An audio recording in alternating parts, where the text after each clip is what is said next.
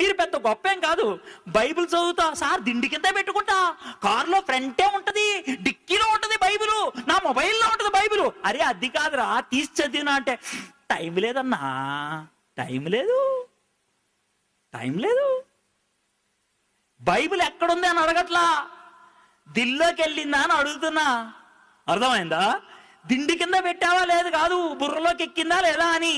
రాత్రి నేను గుండె మీద పెట్టుకుంటాను తెలుసా బైబిల్ని. గుండె మీద కాదు పెట్టుకోవాల్సింది, గుండెలో పెట్టుకుంటే పని అవుతుంది. గుండె మీద పెట్టుకుంటే ఏమవుతుంది?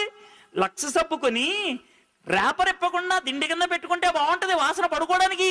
పొద్దున్న ఆఫీస్కి వెళ్తే నీ పక్కన ఎవడు కూర్చోడు కదా. అర్థమైందా? లక్ష సబ్బు ఏం చేయాలా? దాన్ని కవర్ తీయాలా, ఒంటికి రాయాలా, అప్పుడు పనిచేస్తుంది. దిండి కింద పెట్టుకుంటే ఏమవుతుంది? అవ్వదు. బైబిల్ కూడా